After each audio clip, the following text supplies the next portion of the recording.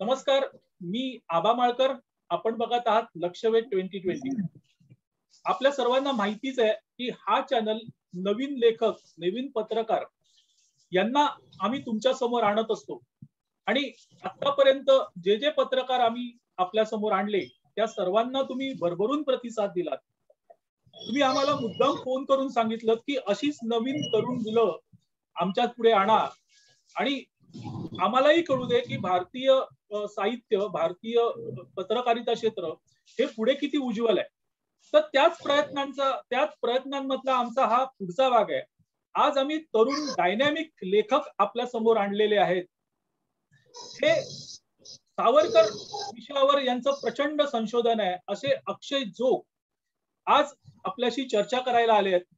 अक्षय जोग हे परदेशात गेले, इंग्लंडमध्ये गेले. त्यांनी सावरकरांचा तिथे अभ्यास केला आणि अखंड सावरकरांचा अभ्यास करून त्यांनी जे संशोधन केलं ते संशोधन त्यांनी आपल्या विविध पुस्तकातून मांडलेलं आहे आणि त्याचं एक पुस्तक त्यांचं आज प्रसिद्धीच्या जवळ आलेलं आहे आणि ते पुस्तक स्वातंत्र्यवीर सावरकरांची क्षमापत्रे, आक्षेप आणि वास्तव असं आहे. तर या पुस्तकाच्या निमित्ताने आपण अक्षय जोग यांच्याशी चर्चा करणार आहोत. अक्षयजी नमस्कार, आपलं खूप खूप स्वागत आहे या चॅनलवर. धन्यवाद. धन्यवाद अक्षयजी, एक पहिला प्रश्न पुस्तकाच्या निमित्तानेच विचारतो. एक थोडक्यात आपण पुस्तकाचं वर्णन करू शकाल का? हो, 2019ला माझं सावरकर आक्षेप आणि वास्तव असं पुस्तक आलं होतं. त्यात मी सावरकरांवरची 15 आक्षेपांचं जी उत्तरं दिली त्याचा वास्तव मांडलेला होता. त्यात माफी पत्रावरून गांधी हत्या, द्विराष्ट्रवाद, मुस्लिम संबंध, नेताजी सुभाषचंद्र बोस असे बरेचसे विषय आले ते. पण काही त्याला पुस्तकाला काही पृष्ठांची मर्यादा असते, त्यामुळे माफी पत्र हे प्रकरण मला विस्तृतपणे हाताळता आलं नाही. तसं गांधी हत्या प्रकरणावर शेषराव मोऱ्यांचा एक स्वतंत्र पुस्तक आलंय. तसं माफी पत्र, कारण सावरकरांवरती घेतले जाणारे 2 मोठे आक्षेप म्हणजे माफी पत्र आणि दुसरा म्हणजे गांधी हत्या. गांधी हत्या पुस्तक ऑलरेडी मोरे सरांचं आलेलं होतं. म्हटलं माफी पत्र विषयावरती विस्तृत पुस्तक लिहावं असं माझ्या डोक्यात होतं आणि सुदैवाने मला ती सगळी त्यांची आवेदनं अगदी मूळ डॉक्युमेंट्स मला वाचायला मिळाली. त्यामुळे मग मला मुळातून त्या आवेदनांचा अभ्यास करून मला असं वाटलं की याचा स्वतंत्र पुस्तक लिहावं. बरं, नुसते आवेदन वाचून उपयोग नसतो, त्याच्यावरती ब्रिटिशांच्या नोंदी काय आहेत त्या नोंदी पण मला सापडल्या. त्या माझ्याकडे बरेचसे सावरकरांची 5 ते 10 हजार आर्काइव्ह डॉक्युमेंट्स आहेत. अमेरिकेतली, लंडन मधली, भोपाळ, मुंबई, पुणे, सगळ्या अभिलेखागारातली, दिल्ली मधली वगैरे. तर ही सगळी मग मी डॉक्युमेंट्सचा जे मला संबंधित विषय जो होता क्षमापत्र व्हायचा त्याची सगळ्यांना अभ्यास केला. काही पुस्तकं, दुर्मिळ पुस्तकं मिळवली, त्या सगळ्याच्या नोंदी बघितल्या. नुसतं विक्रम संपत यांचं पुस्तक आलं होतं, त्यातही मला काही 1-2 आवेदनपत्र आणि नोंदी सापडल्या अशा की त्या खूप आवश्यक होत्या. आणि ह्या सगळ्यांचा अभ्यास करून मग मी ठरवलं की ते स्वतंत्र पुस्तक लिहावं. म्हणजे हे जवळजवळ स्वतंत्र पुस्तक जवळ 144 पानांचं झालेलं आहे आणि ह्यात सगळी सावरकरांची जी क्षमापत्र म्हटली जातात ती सगळी त्यात आपण छापलेली आहेत. इतकंच नाही तर सावरकरांचे बंधू बाबाराव सावरकर, त्यांच्या वहिनी सावरकरांच्या पत्नी माई सावरकर, त्यांच्या वहिनी येसुवहिनी सावरकर यांनी ब्रिटिशांना काही आवेदनं पाठवली होती. तर ती पण आपण ह्याच्यामध्ये संपूर्ण छापता आली नाहीये, कारण पुस्तकाचा आवाका खूप मोठा वाढला. सावरकरांची सगळी पत्रावर सगळी छापलेली आहेत मुळातून. अगदी इंग्रजी पत्र जसं आपण रिप्रिंट केलेलं आहे, पण बाकीची यांच्या ह्यांची जी पत्र आहेत त्यांच्या भावाची, पत्नीची आणि वहिनीची, त्याचा जो मेन कंटेंट आहे तो आपण ह्याच्यात त्याची चिकित्सा केलेली आहे. बरं, ह्याच्या पलीकडे सावरकरांनी फक्त आवेदन पाठवून सुटका करायचा प्रयत्न केलेला नव्हता. तर सावरकरांनी आवेदनांच्या सोबत इतर कुठले कुठले प्रयत्न केले होते सुटका करून घेण्यासाठी. म्हणजे जसं की सावरकरांना कळालं की गदर क्रांतिकारक किंवा परदेशातले सावरकरांचे सहकारी जर्मन, जेव्हा महायुद्ध सुरू होतं, पहिलं महायुद्ध, तर त्या महायुद्धाच्या दरम्यान तिकडचे काही त्यांनी जर्मनीची हातमिळवणी करून एमडेन युद्धनौका पाठवून तिथे सावरकरांची सुटका करायचा प्रयत्न केला होता. आधी असं एक होतं की एमडेन युद्धनौका इथे येणार आहे हे सगळं म्हणजे सावरकरवाद्यांनी, हिंदुत्ववाद्यांनी पसरलेला भ्रम आहे. पण आता नुकत्याच आपल्याला रेजिनल क्रॅडॉक हा जो त्यांचा तिकडचा अधिकारी होता ब्रिटिशांचा, त्याच्या नोंदीत आपल्याला सापडलं की हो, एमडेन युद्धनौका इथे आलेली होती. त्याचं पुढे काय झालं आणि त्यातले जे काही लोकांना त्यांनी पकडलेलं होतं त्या लोकांचं कडनं असं कळालं की हो, सावरकरांना सोडवायचा आमचा उद्देश होता. कारण ह्या अशा ज्या काही सावरकरांच्या पलायनाच्या वेगवेगळ्या काही गोष्टी नोंदी ज्या आहेत, सगळ्यात काही सांगणार नाही मी, कारण मग पुस्तक वाचायची मजा निघून जाईल. हा, तर अशा नोंदीचा मी समावेश केलेला आहे. त्याच्यासोबत इतर कुठले कारागृहाचे बंदिवान आहेत सावरकरांचे समकालीन किंवा सहकारी, म्हणजे मी काय केलंय की सावरकरांचे पूर्वीच्या काळातले, प्राचीन मध्ययुगीन काळातली कुठली उदाहरणं घेतलेली नाहीयेत. आत्ताच्या 47च्या नंतरच्या कुठल्याही माणसाची उदाहरणं घेतली नाही. सावरकरांचे समकालीन क्रांतिकारकच आणि सेल्युलर कारागृहामध्ये असलेले सुद्धा किंवा इतर कुठल्या भारतीय कारागृहामध्ये असलेले या क्रांतिकारकांची मी उदाहरणं घेतली की त्यांनी सुद्धा सावरकरांसारखी अशी आवेदनं पाठवलेली होती. आणि ती का पाठवली त्यापाठी त्यांच्याच आत्मचरित्रातले उतारे मी दिलेले आहेत. उदाहरणार्थ बारिंद्र कुमार घोष आहेत, रामप्रसाद बिस्मिल आहेत. आणि मग ते सांगितले की ही त्यावेळेच्या सगळ्या लोकांची स्ट्रॅटेजीच होती. तो त्यांना ब्रिटिशांनी दिलेला एक लेजिटिमेट त्यांचा तो अधिकार होता, कायदेशीर अधिकार होता, त्याचा त्यांनी उपयोग केला. आणि सावरकरी वकील असल्यामुळे त्यांनी त्याचा उपयोग करून प्रयत्न केला, पण त्यांची सुटका झाली नाही. त्या अनुषंगाने मी पुढच्या प्रश्नावर येतो की सावरकर हे इतके जहाल होते म्हणजे ब्रिटिशांच्या नजरेतून की ब्रिटिश त्यांच्यावर विश्वासच ठेवायला तयार नव्हते. ज्या वेळेस अंदमानातून त्यांची सुटका झाली ते रत्नागिरीला आले, 5 वर्ष नजर कैदेत होते. अनेक वेळा सावरकरांनी पिटिशन दाखल केली, त्यावेळेस प्रत्येक वेळेस ब्रिटिशांनी सांगितलं की आमचा सावरकरांवर विश्वास नाही म्हणून. तर असे सावरकर हे खरंच क्षमा पत्र देऊ शकतील किंवा क्षमा मागू शकतील? हा बरोबर, म्हणजे आपण ज्यांना क्षमापत्र किंवा मर्सी पिटिशन असं म्हणतो ते तुम्ही मुळातून वाचली तर आपल्याला सरळ सरळ दिसून येतं की एक प्रकारे सावरकरांची सुटका करून घ्यायची ही एक चाल होती. मुळात आपण लक्षात घ्यायला हवं की तुम्ही सावरकरांना कुठल्या दृष्टिकोनातून पाहताय.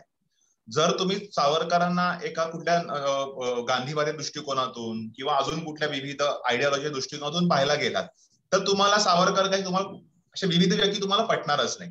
त्यामुळे सावरकरांना सावरकरच्या दृष्टिकोनातून पाहिलं तर तुम्हाला, किंवा कृष्ण नीती म्हणतो ज्याला आपण चाणक्य नीती म्हणतो, त्या दृष्टिकोनातून आपण सावरकरांकडे पाहिलं तर आपल्याला कळून येईल की सावरकर नीती काय. सावरकरांचा बेसिक फिलॉसॉफी अशी होती की सावरकर हे मोठे उपयुक्ततावादी होते.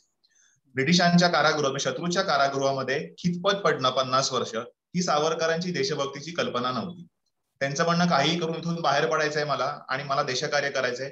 मी सावरकरांची समाजाची सेवा करू शकतो. जसं सावरकरांनी रत्नागिरीमध्ये असताना समाजकार्यामध्ये काम केलं, भाषा शुद्धी, लिपी शुद्धी, विज्ञान निष्ठेचा पुरस्कार केला, जातीपातीपर्यंत त्यांनी जोरदार त्यांनी आघाडी उघडली. अशा प्रकारे सावरकरांनी, आणि परत हे करत असताना सावरकरांनी छुप्या रीतीने क्रांतिकार्य सुरूच ठेवलेलं होतं. सावरकरांना उघडपणे प्रत्यक्षपणे सहभाग घेता येत नव्हता, पण छुप्या पद्धतीने सावरकरांनी कार्य सुरू ठेवलं होतं. ज्या सावरकरांनी ज्या गुप्तहेर संस्थेचं त्यावेळेला मोठं जगात नाव होतं, ब्रिटिशांची गुप्तहेर संस्था, स्कॉटलँड यार्ड वगैरे त्यांची संस्था जी होती ब्रिटिशांची गुप्तहेर, त्यांना सावरकरांनी लंडन मध्ये असताना गुंगारा दिलेला होता. त्यामुळे सावरकरांना त्यावेळेस सगळ्या माहिती होता. पण दुर्दैवाने ह्याचा फक्त फरक असा आहे की ह्या सगळ्या गुप्त गोष्टी असल्यामुळे सगळ्याच गोष्टी उघड होऊ शकल्या नाहीत आणि त्याचे पुरावे आपल्याकडे उपलब्ध नाहीत. पण तरीही त्यांच्या काही समकालीनांनी त्यांच्या आठवणी लिहून ठेवलेल्या आहेत, स्वतः सावरकरांनी काही गोष्टी मांडलेल्या आहेत. त्याच्यातून आपल्याला दिसून येतं की सावरकर तेव्हा रत्नागिरीमध्ये स्थानबद्ध असताना सुद्धा क्रांतिकार्य करत होते. इतकंच नाही, सेल्युलर कारागृहात असताना सुद्धा सावरकरांनी कशा प्रकारे त्यांच्या इतर कैद्यांचं मनोबल वाढवलं. तिथे एक कैदी होता, त्यांनी तिथे आत्महत्या केलेली होती छळाला कंटाळून. त्या अशा प्रकारे इतर कैद्यांनी असं छळाला कंटाळून आत्महत्या करू नये यासाठी इतर कैद्यांचं मनोबल वाढवायचं काम सावरकरांनी केलं. आणि याचं मोठं उदाहरण आहे पृथ्वीसिंग आझाद. हे पण क्रांतिकारक होते, सेल्युलर कारागृहात होते आणि त्यांच्या उपोषणाचा वगैरे प्रयत्न केला होता. सावरकर म्हणाले की तुम्ही उपोषण करून तुमचा जीव देऊ नका. त्याचं त्यांनी मनोबल कसं वाढवलं हे स्वतः आझाद यांनीच मांडून ठेवलेलं आहे त्यांच्या आत्मचरित्रामध्ये. तर हा एक सावरकरांचा रिव्ह्यू आहे की आपण ज्याला म्हणतो की सावरकरांचं मनोबल खच्ची झालं आणि म्हणून सावरकरांनी ही आवेदनं पाठवली. तर आपल्याला हे सगळ्यात दिसतो की सावरकरांचं मनोबल खच्ची झालं असतं तर खच्चीकरण झालेल्या व्यक्तींनी इतर कैद्यांचं मनोबल कसं काय वाढवलं असतं आणि त्यांना आत्महत्येपासून परावृत्त कसं काय केलं असतं. स्वतः सावरकरांच्या मनात दोनदा आत्महत्येचे विचार आले होते आणि स्वतः सावरकरांनी सुद्धा त्यांच्या आत्मचरित्रामध्ये मांडून ठेवलेले, पण त्याच्यावर त्यांनी कसा विजय मिळवला हेही त्यांनी मांडून ठेवलेलं आहे. मनुष्य प्राणी असल्यामुळे असे विचार येणं हे स्वाभाविक आहे, पण त्याच्यावरती विजय मिळवणं हे सावरकरांचं असामान्यत्व आहे. आणि ज्याचं खच्चीकरण झालेलं आहे ती व्यक्ती अंदमानमध्ये 5,000 कडव्यांचं कमला काव्य कसं काय लिहू शकेल? त्यासाठी तुम्हाला प्रतिभा लागते आणि प्रतिभा खच्चीकरण झालेल्या व्यक्तीमध्ये नसते. बरं, ते काव्य जे आहे ते काही निराशेचं काव्य नाहीये, ते एक युद्धाचं, त्याच्यामध्ये शृंगार रस पण आहे, त्याच्यामध्ये वीर रस पण आहे, असं ते काव्य आहे. असं कुठल्या प्रकारचं काही निराशेतनं आता मी आत्महत्या करतोय, माझं जीवन संपलं, असं ते काही काव्य नाहीये. तर त्यामुळे हा जो फरक आहे आणि सावरकरांचं जे एक दुर्लक्षित, बरं याच्यामध्ये फक्त क्षमापत्र पुरतं मर्यादित ठेवलेलं नाहीये. सावरकरांनी आवेदन बाहेर पडल्यानंतर, स्थानबद्धतेमध्ये आल्यानंतर रत्नागिरीमध्ये छुपकार्य कसं केलं, काय केलं, हेही मी याच्यात वेगळ्या प्रकारामध्ये मांडलेलं आहे. खूप विस्तृतपणे मांडता आलं नाही, कारण पुन्हा पृष्ठांची मर्यादा होती त्याला, पण तरी मी थोडक्यामध्ये सोप्या शब्दामध्ये त्या मांडण्याचा प्रयत्न केलेला आहे. आणि मुळात मुद्दा लक्षात घ्यायला हवा की सावरकरांची सुटका ही काही आवेदनं पाठवल्यामुळे झालेली नव्हती. तर त्यावेळेला एक जेल कमिटी स्थापन झालेली होती. त्या जेल कमिटीने असा रिपोर्ट दिला होता की अंदमानचा कारागृह जे आहे ते खूप त्याची अवस्था फार वाईट आहे, इकडचं हवामान फार वाईट आहे आणि इथे बऱ्याचशा कैद्यांचा इथे मृत्यू होतोय इथे बाहेरच्या बंदी वसाहतीमध्ये. तर लवकरात लवकर हे कारागृह बंद करा. ते बंद करताना सगळ्यात शेवटी नंबर सावरकरांचा लागलेला होता, का तर सगळ्यात ते डेंजरस कैदी होते. आणि त्यामुळे हा जो जेल कमिटीचा रिपोर्ट पण मी माझ्या पुस्तकात कोट केलेला आहे, त्यांचं काय म्हणणं होतं वगैरे सगळ्या गोष्टी पुराव्यासकट दिलेल्या आहेत. एकही गोष्ट विदाऊट पुरावा दिलेली नाहीये. आणि कुठल्याही प्रकारे विरोधकांच्या प्रती काही वाटेल ते बडबड न करता नम्र मतभेद नोंदवलेले आहेत. म्हणजे एक प्रकारे हे ललित पुस्तक नसून एक संदर्भ ग्रंथ म्हणून याच्याकडे बघतो आणि लोकांनी याच्याकडे बघावं, ज्यांना पटेल त्यांनी ते घ्यावं, न पटेल त्यांनी सोडून द्यावं, असा सुशुद्ध हेतू आहे. हो नाही. आणि दुसरा एक प्रश्न माझा असा आहे की गांधी हत्येचा दोष नेहमीच सावरकरांवर दिला जातो आणि सुप्रीम कोर्टाने समिती नेमली, त्याच्यात त्यांनी क्लीन चिट दिली आणि शेवटी सुप्रीम कोर्टाने गांधी हत्येमध्ये सावरकरांचा संबंध नाही असं सांगितलं. तरी आजही विशेषतः काही राजकीय पक्ष सावरकरांना त्याच्यात गोवण्याचा प्रयत्न करतात. तर ही जी असहिष्णुता आहे त्याबद्दल तू काय सांगशील? असहिष्णुता तर काय ती पहिल्यापासून सावरकरांच्या बाबतीमध्ये होतीच. आधी ब्रिटिशांनी दाखवली, त्यानंतरच्या स्वतंत्र भारतामध्ये सरकारने पण दाखवली. त्यामुळे इंटॉलरन्स ज्या व्यक्ती बोलतात त्याच किती इनटॉलरंट आहे ते दिसून येतं. म्हणजे सावरकरांचं नाव उघडपणे घ्यायला तेव्हा कशी बंदी होती, त्यावेळेचे सावरकरांना मारणारे राजकीय पुढारी सावरकरांना भेटायला यायला कसे घाबरायचे, याची भरपूर उदाहरणं आपल्याला दिसून येत. धनंजय कीरांनी दिलेली त्यांच्या पुस्तकामध्ये वगैरे पण माहिती. किंवा मोठं आपलं मंगेशकर कुटुंबियांचं उदाहरण आहे की त्यांनी ने मज सीने गाण्याला चाल लावली आणि नंतर मग त्यांना त्यांची ती नोकरी केली. आणि स्वतः मंगेशकर, उदयनाथ मंगेशकर यांनी एबीपी माझाच्या कट्ट्यावरच्या मुलाखतीत सांगितलेलं आहे. त्यामुळे काही कुठली सेकंडरी सोर्स नाही, प्रायमरी सोर्स कडनं आपण ऐकलेलं आहे. तर त्यामुळे सावरकर नावाची दहशत तेव्हा ही होतीच आणि इनटॉलरन्स हा सावरकरांच्या बाबतीत जास्त झालाय. आता थोडासा काळ हळूहळू सोशल मीडिया आलेला आहे, सावरकरांची नवीन नवीन डॉक्युमेंट सापडली गेली आहेत, सावरकर मांडायची लोकांची पद्धत हळूहळू बदलली आहे. पूर्वी काय व्हायचं की सावरकर मांडताना नेहमी गांधी, काँग्रेस आणि नेहरूंना शिव्या दिल्या जायच्या. आता नवीन नवीन जे अभ्यासक येत आहेत त्यांनी विक्रम संपत आहेत किंवा वैभव पुरंदरे आहेत, डॉक्टर श्रीरंग गोडबोले, ह्यांच्या ह्याच्यातनं आपल्याला दिसून येतं की इतरांना शिव्या देण्यापेक्षा सावरकरांचं मोठेपण सांगावं. मी या माझ्या पुस्तकात सुद्धा कुठल्याही प्रकारे काँग्रेस किंवा ह्याच्या वगैरे कुठल्याही टीका टिप्पणी न करता उलट मी असं मानलेलं आहे की काँग्रेसने काकीनाडा काँग्रेसच्या अधिवेशनामध्ये अली बंधू जे होते खिलाफत चळवळीमधले प्रसिद्ध, त्याचे मोहम्मद अली यांनी सावरकरांच्या देशभक्तीचं कौतुक करून त्यांच्या सुटकेचा ठराव मांडला होता. तो ठराव सगळं पूर्ण कोट केलेला आहे मी ओरिजिनल सोर्स मधनं, मला सगळा ठराव माझ्याकडे आहे. बरं, गांधी स्वतः महात्मा गांधींनी सावरकरांच्या सुटकेसाठी 1920 साली त्यांच्या यंग इंडियामध्ये सावरकर ब्रदर्स नावाचा लेख लिहिला होता.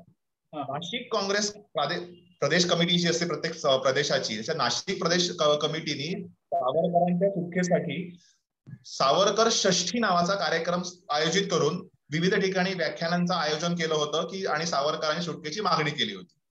तर अशा प्रकारे मी उलट काँग्रेसने सावरकरांच्या सुटकेसाठी कसे कसे प्रयत्न केलेले होते. बरं, हे प्रयत्न करताना सावरकरांनी अशी आवेदनं पाठवलेली आहेत हे जगजाहीर होतं. की सावरकर किंवा सावरकरवादी कोणी लपवलेलं नव्हतं. त्यावेळेचे बॉम्बे क्रॉनिकल्स, मराठा ही सगळी वृत्तपत्र आपण पाहिली, मराठी, इंग्लिश वगैरे, त्या सगळ्या वृत्तपत्रामध्ये त्यावेळेच्या विधानसभेतले डिबेट्स मध्ये आपल्याला कोट दिसून येतात, अगदी काँग्रेसचे सुद्धा, की हो सावरकरांनी आता सांगितलेलं आहे की आता मी यापुढे क्रांतिकार्य करणार नाहीये, यावेळी संविधानिक मार्गाने काम करणार आहे, तर तुम्ही त्याला सोडत का नाही आहात? म्हणजे ज्याला आपण म्हणतो की सावरकरांचं मतपरिवर्तन झालं आणि म्हणून सावरकरांनी पत्र पाठवली, तर ते त्या लोकांना सगळ्यांना माहिती होतं. त्याची आवृत्त्या काढून स्वतः नारायणराव सावरकरांनी काँग्रेसच्या अधिवेशनात वाटलेली होती. त्यामुळे हे काही कोणी लपवलेलं वगैरे नाही. त्यावेळेस सगळ्या काँग्रेसच्या पुढाऱ्यांना ते माहिती होतं आणि म्हणून ते सावरकरांना सहाय्य करायला तयार पण झालेले होते.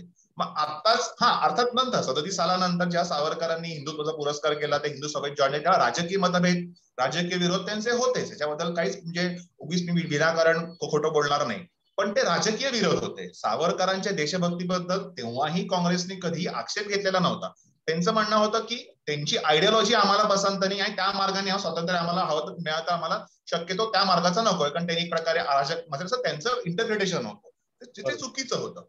पण देशभक्ती, जसं सावरकरांचे आणि गांधींचे राजकीय विरोध खूप प्रचंड होते, पण तरीही सावरकर आणि गांधी यांचे वैयक्तिक कधी विरोध नव्हते.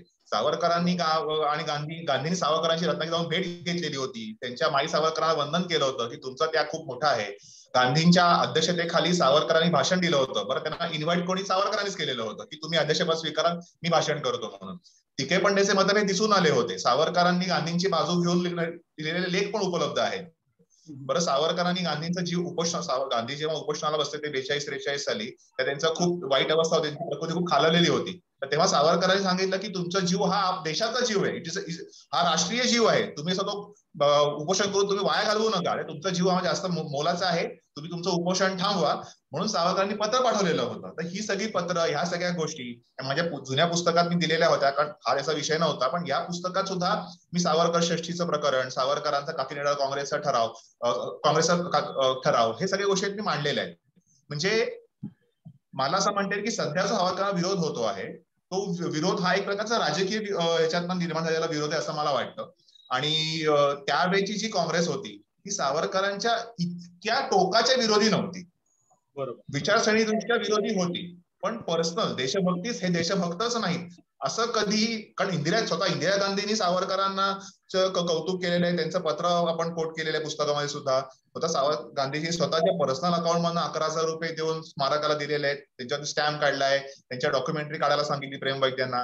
तर ही सगळी उदाहरणं बघता असं मला वाटतं की तेव्हा ते सावरकरांचे विरोध, होणारा विरोध आणि आजचा विरोध याच्यात खूप फरक आहे. बरोबर. माझा एक शेवटचा प्रश्न आपल्याला असा आहे की भगतसिंग असतील, आणि भगतसिंगांनी अनेक वेळा सावरकरांना प्रशंसा केली आहे, त्यांनी आपल्या वर्तमानपत्रात सावरकरांबद्दल लेख लिहिले आहेत. तर असे भगतसिंग, त्यानंतर क्रांतिकारी सुभाषचंद्र बोस, हे देखील क्रांतिकारी होते आणि ब्रिटिश सरकारांविरुद्ध एक रिवोल्ट केला होता, बंड केलं होतं. तर भगतसिंग असतील किंवा बोस असतील, अगदी चंद्रशेखर आझाद असतील, हे जे क्रांतिकारक आहेत, हे क्रांतिकारक आज सगळे पूजनीय झाले आहेत किंवा त्यांना पूजनीय मानले जातात. मग आज सावरकर का उपेक्षित? मला त्याचं एकमेव कारण ते दिसतं, म्हणजे सावरकरांनी मांडलेलं हिंदुत्व. सावरकरांचं हिंदुत्व हे मूळतः राजकीय हिंदुत्व होतं, आणि त्या राजकीय हिंदुत्व म्हणजे त्यांच्या हिंदुत्वामध्ये काही गैर नव्हतं. त्यांचं म्हणणं की हिंदूंचे जे राजकीय अधिकार आहेत त्याचं संरक्षण व्हायला हवं, नागरी अधिकार आहेत, मानवाधिकार आहेत, ते संरक्षण व्हायला हवं. त्यावेळेला जे म्हणजे लोकसंख्येच्या अनुसारच प्रतिनिधित्व द्यायला हवं. म्हणजे ज्याआधी मुस्लिम लीगची मागणी होती की 20% मुसलमानांना 50% सत्तेत वाटा मिळायला हवा, आणि त्याच्या सावरकरांनी मग ते सांगितलं की असं होऊ शकत नाही. संयुक्त राष्ट्र संघाचं जे लोकशाहीचं तत्वज्ञान आहे त्याच्या पूर्णपणे विरुद्ध आहे. तुम्हाला आम्ही तुमच्या 20%, तुम्ही 20% तुम्हाला वाटा देऊ आम्ही, पण तुम्हाला 20%हून जास्त वाटा मिळू शकणार नाही. हा एक प्रकारे बहुसंख्याकांवरती अन्याय आहे. तुम्ही अल्पसंख्याकात, हा आमचा दोष नाहीये. बरं, हे करता सावरकरांनी म्हटलं की हिंदूंना कुठल्याही प्रकारचे विशेष अधिकार नकोय, पण त्याच वेळेला तुम्ही अल्पसंख्याक आहात म्हणून सुद्धा आम्ही तुम्हाला कुठलेही विशेष अधिकार देणार नाही आहोत. त्यामुळे सावरकरांनी मुस्लिम अनुनय पूर्णपणे टाळला, समानतेचं धोरण स्वीकारलं, आणि त्यामुळे मग विरोधकांकडून सावरकरांवरची टीका टिप्पणी सुरू झाली. आणि आज आपण बघू की सावरकरांचं नाव हिंदुत्ववादी सरकार असं म्हटलं जातं. तर हिंदुत्वाचे पुरस्कर्ते, उद्गाते, त्याचा मूळ आरंभ कोण? तर सावरकर.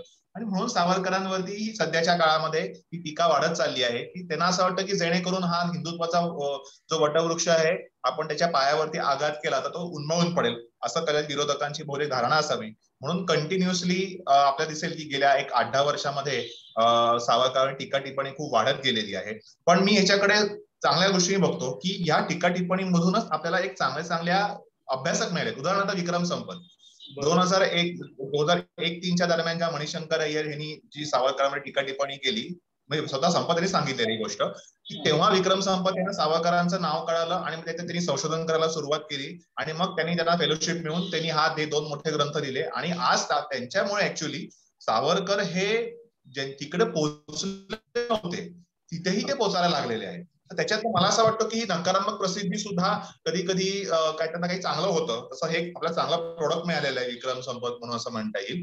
तर मला असं वाटतं की त्यात काही घाबरायचं काही गैरचं कारण नाहीये. आपण आपल्या डिसिप्लिनरी नैतिक दृष्टीने सभ्य भाषेमध्ये सावरकरांची बाजू मांडली, आपल्याकडे असे पुरावे आहेत, तर काही गैर होत नाही. दुसरा मूळ मुद्द्यावरती येतो तो म्हणजे भगतसिंग आणि सगळे लोक त्यांना त्यांचं हे मिळतंय पण सावरकरांना मिळत नाही. तर मुळात लक्षात घ्यायला हवं की क्रांतिकारक भगतसिंग असो किंवा ह्या सगळे सावरकरांना मानायचे. सुभाषचंद्र बोस सावरकर बऱ्यापैकी समकालीन म्हणजे वयाने बऱ्यापैकी फार काही कोणी तरुण किंवा ज्येष्ठ असं नव्हतं. पण बोसांची आणि सावरकरांची आयडियोलॉजी वेगळी होती, त्यापैकी त्यांचे मतभेद होते, पण तरी बोस सावरकरांना भेटायला गेलेले होते. बोसांनी जेव्हा सावरकरांची स्थानबद्धतेमध्ये मुक्तता झालेली होती 37 साली, तेव्हा मुंबईला त्यांची सावरकरांची भेट झाली होती. म्हणजे आपण चित्रपटात जी पाहिलेली भेट आहे ती वेगळी, 1939-40 भेट. ह्याच्या आधीच त्यांची भेट झालेली होती, त्याचा फोटो उपलब्ध आहे. तर त्या भेटीमध्ये सुभाषचंद्र बोसांनी स्वतः सावरकरांना काँग्रेसमध्ये या असं आमंत्रण दिलेलं होतं. आणि अर्थात दुर्दैव असं की नंतर स्वतः बोसांना काँग्रेसमध्ये जावं लागलं, त्या ठिकाणी त्याची पसंती झालेली होती. तर नाही, नंतर स्वतः बोस नंतर सावरकरांना भेटायला आले, जो आपण प्रसंग चित्रपटात पाहिलाय. मग त्याने पत्र काढून दाखवलं आणि मग नंतर सुभाषचंद्र बोस मग तिथे परत कलकत्त्याला गेले आणि मग काही कालावधीनंतर ते जपानला गेले, जर्मनीला गेले आणि त्याच्यात ते आझाद हिंद सेना सगळं त्यांनी नेतृत्व स्वीकारलं आणि पुढचा आपला इतिहास माहिती. त्यामुळे बोसांना सुद्धा सावरकरांना ते भेटायला का गेले, तर त्यांना जिनाने सांगितलं की ते तुम्हाला हिंदूंच्या नेत्याला भेटायचं ना, तुम्ही सावरकरांना. पण ते हिंदूंचं नेतृत्व तुम्ही करताय हे त्यांनी मान्य तरी केलं ऍटलिस्ट. बाकीची लोक तर मान्य पण करत नव्हती की तुम्ही कोण हिंदू नेतृत्व, सगळं नेतृत्व आम्हीच करणार, हिंदू मुसलमान ज्यू पारशी सगळे नेतृत्व आम्हीच करतो असं काँग्रेसचं म्हणणं होतं.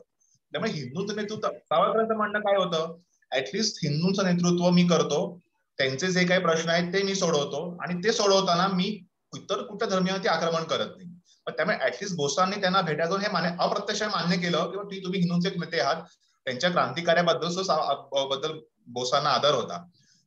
दुसरा प्रमुख प्रश्न भगतसिंगांचा. तर भगतसिंगांच्या बद्दल मी या पुस्तकात प्रथमच एक गोष्ट अशी मांडलेली आहे की जसं लोक असं म्हणतात की ठीक आहे, तुम्ही म्हणताय की भगतसिंगांना सावरकरांवर आदर होता, त्याचा आपल्याला कोट्स माहिती आहे, त्यांचे समग्र वाङ्मयाचे लेख पण उपलब्ध आहेत. त्याच्या विरोधकांचं असं म्हणणं होतं की भगतसिंगांना सावरकरांनी पाठवलेली माफी पत्र माहित नव्हती म्हणून त्यांनी त्यांचं कौतुक केलं.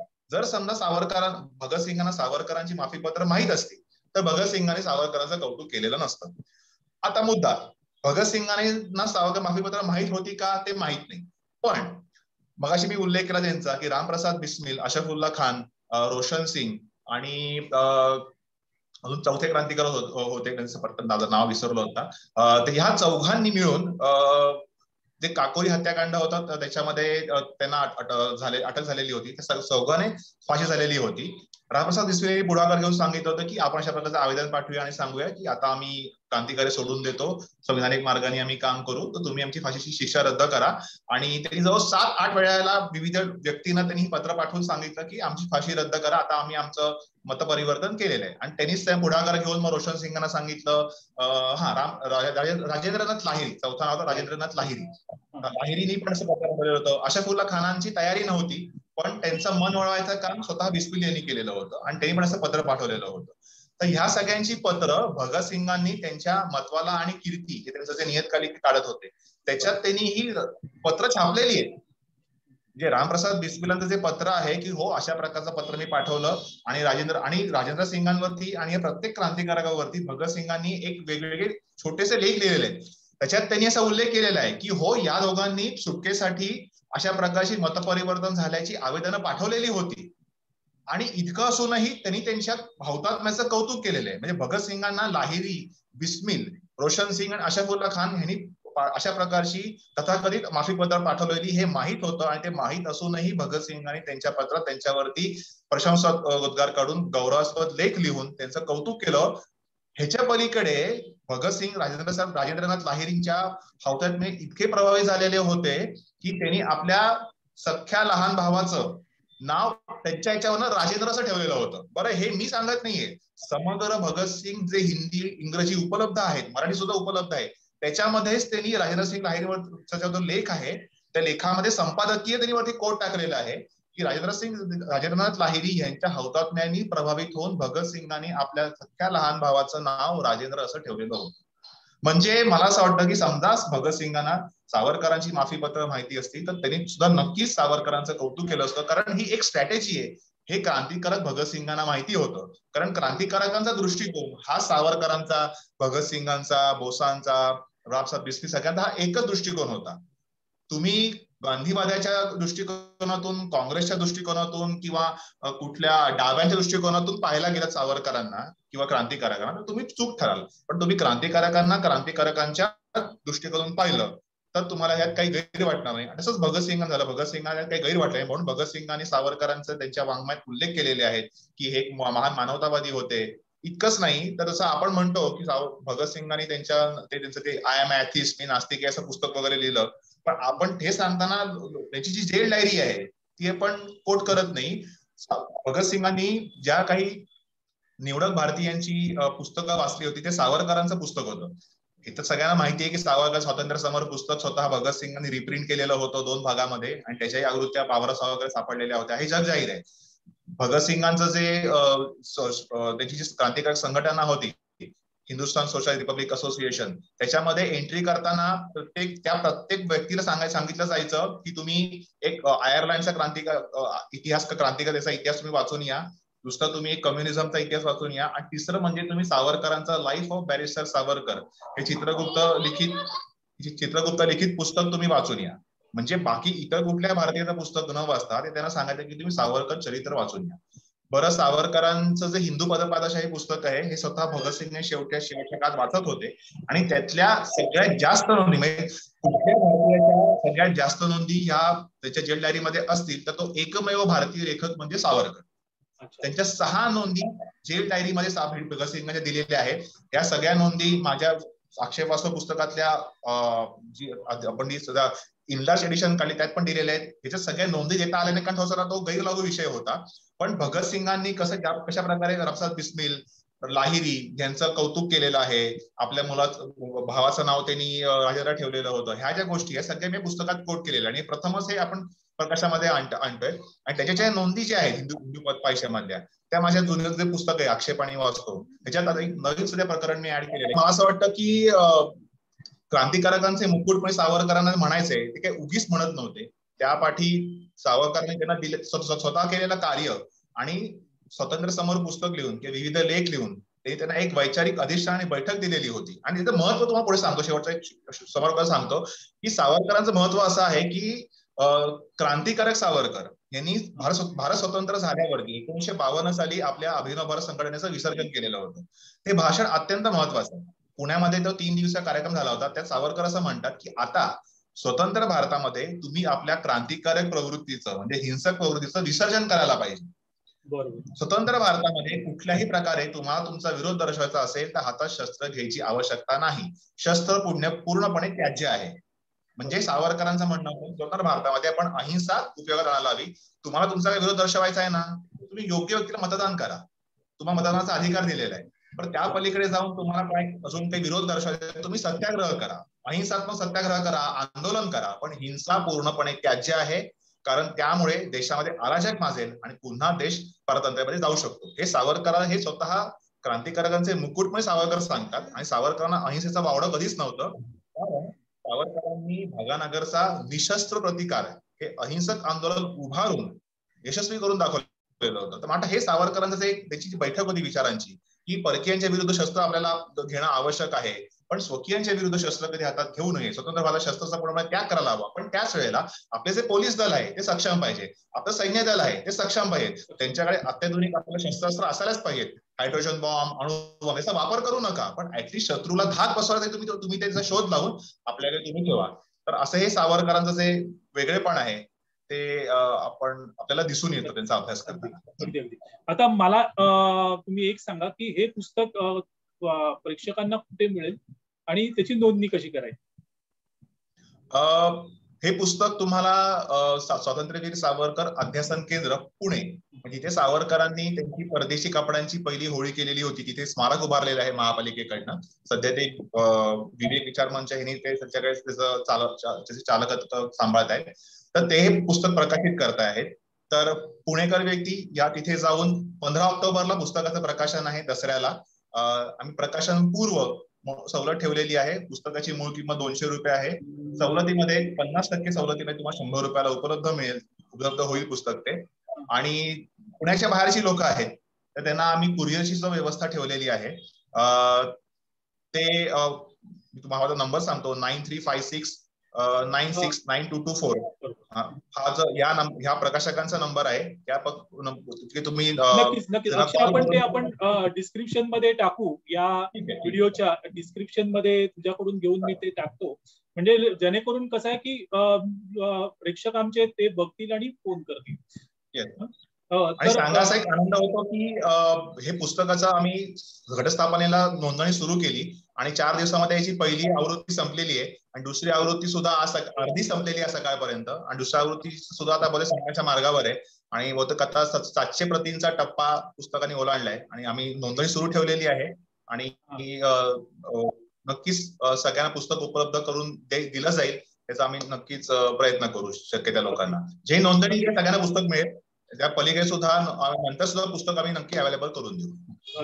धन्यवाद अक्षय, तू आलास आणि सावरकर या बाबत जे काही शंका कुशंका होत्या त्याचं तू विस्तृतपणे माहिती दिलीस. तर असंच तुला आम्ही बोलवत जाऊ, जर काही विषय असतील तर तू आमच्या प्रेक्षकांसाठी ये आणि त्यांना मार्गदर्शन कर. तर तुझे खूप खूप आभार. थँक्यू व्हेरी मच माहिती बोलायल्याबद्दल. आणि प्रेक्षको, लक्षवेध 2020 हा चॅनल अशाच नवीन संशोधक लेखकांना वाव देत असतो, त्यांना पुढे आणत असतो. हे चॅनल जास्तीत जास्त लाईक करा, शेअर करा, सबस्क्राईब करा, आपल्या मित्र परिवाराला या चॅनल बद्दल सांगा. धन्यवाद.